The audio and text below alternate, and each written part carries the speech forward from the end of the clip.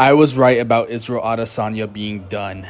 I made a video 11 months ago about how Israel Adesanya's time as champion was completely done after he lost to Sean Strickland at UFC 293, and guess who's right?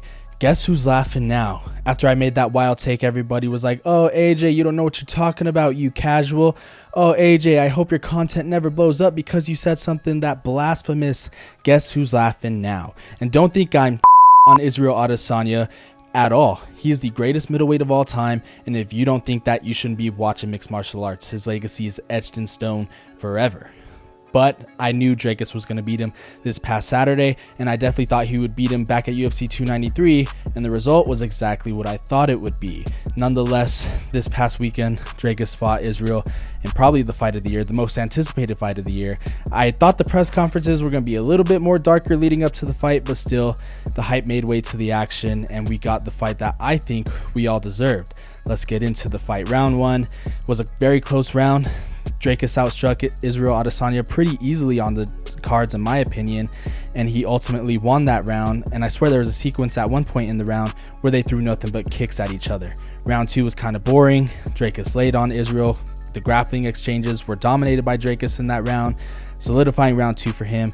And let's talk about how underrated Israel's grappling is, because Dracus weighed at least 200 to 205 pounds in the octagon that night, and he came out there and completely held his own in the grappling department for the better part of that fight. Round three, though, is where the tide started beginning to change, though, in favor of Israel Adesanya, landing body shot after body shot, hurting Dracus du Plessis.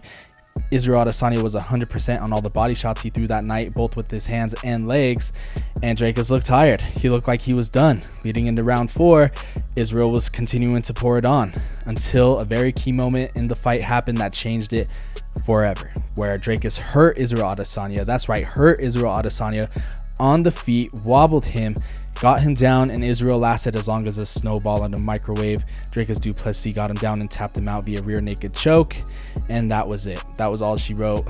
The fight ended with great show of class and sportsmanship by both men. Dracus was given Israel his flowers and apologized if he insinuated something different about their rivalry, and Israel further solidified that he wasn't retiring after this fight. If I'm doing the right things, and I know all you want to see me lose, you want to see me down, but watch this. I'm not leaving. I'm not leaving. Israel even handled this loss better than he did the Sean Strickland fight, and after that loss to Sean Strickland, that's where a lot of people turned on him. But it seemed like he gained more fans after handling this loss with a lot more class.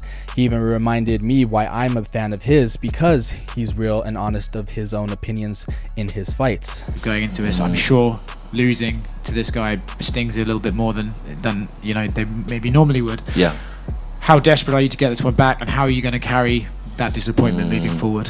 I'm not really desperate to get it back. I haven't, like, he gave me a lot of respect in there, and I gave him his respect back.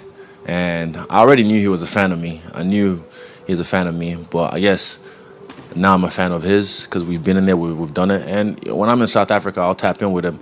But I said, look, we can hang out, but just so you know, when we have to fight again, I'm going to kill you. He's like, I'm going to kill you too. So, yeah, the respect is always there. And Dracus is an African champion, but, you know, the three kings will reign supreme. That era right there was what set this off for people like him, and he's going to inspire another generation of African fighters as well. So congrats to him tonight. As far as what's next for both of these guys, I think Dracus is going to fight Sean Strickland in the future. That fight is the fight to make after their close fight in January, so that's next for Dracus. But Israel's future holds a lot more questions than it does answers, mainly because he's fought everyone in the division, and not only has he fought everyone in the division, he's beaten everyone in the division.